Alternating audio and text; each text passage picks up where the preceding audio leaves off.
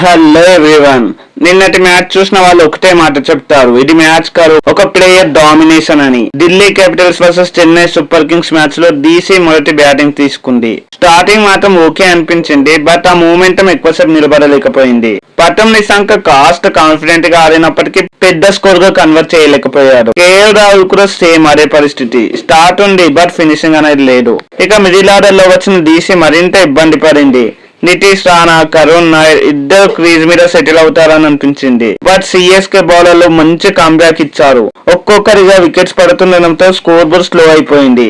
అక్షర్ పటేల్ కూడా త్వరగా అవుట్ అవ్వడం డీసీకి పెద్ద సెట్ బ్యాక్ అయింది. అప్పుడు ఒక చిన్న ఓప్ ఇచ్చాడు 3 స్టన్ స్టబ్స్.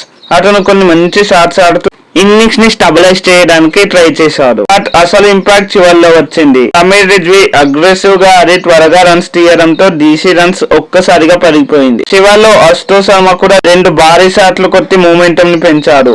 ఇలా స్ట్రగుల్స్ మధ్యలో కూడా డీసీ 150 ప్లస్ అయితే క్రాస్ చేయగలిగింది. 155 చేయడంతో డీసీ డీసెంట్ స్కోర్ అయితే సెట్ చేయగలిగింది. బట్ డిఫెండ్ చేయడానికి స్ట్రాంగ్ బౌలింగ్ కావాలి. ఇక సిఎస్కే స్టార్ట్ చేసింది. స్టార్టింగ్ లో ట్విస్ట్ వచ్చింది. కెప్టెన్ రుతురాజ్ గైక్వాడ్ చాలా త్వరగా అవుట్ అయ్యాడు. ఆ టైంలో మ్యాచ్ డీసీ వైపు తిరుగుతుండేమో అని అనిపించింది. బట్ అక్కడి నుంచి ఒక ప్లేయర్ స్టేజ్ మీదకి వచ్చారు. తన పేరే సంజు శాంసన్. శాంసన్ బ్యాటింగ్ స్టార్ట్ చేశాక మ్యాచ్ టానే మారిపోయింది. మొత్తం ఫస్ట్ కాస్త కామ్ గా ఆడినట్టు అనిపించినా ఒక్కసారి సెట్ అయిన తర్వాత డీసీ బౌలర్స్ మీద కంప్లీట్లీ అటాక్ చేశాడు. ప్రతి ఓవర్ లో బౌండరీ లేదా 6 తప్పకుండా వస్తుంది.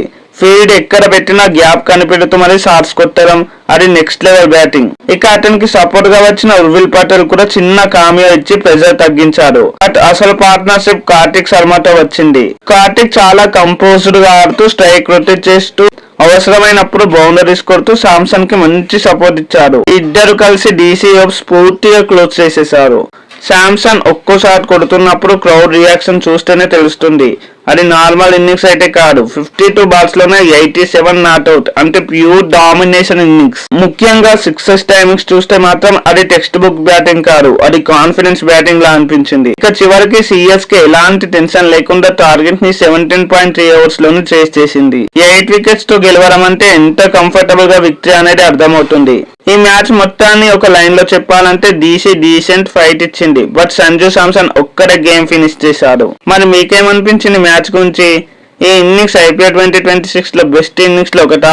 కామెంట్ లో చెప్పండి. ఈ వీడియో నచ్చితే లైక్, షేర్ అండ్ సబ్స్క్రైబ్ చేయండి. మరో వీడియోతో మళ్ళీ కలుద్దాం. Thanks for watching. జై హింద్.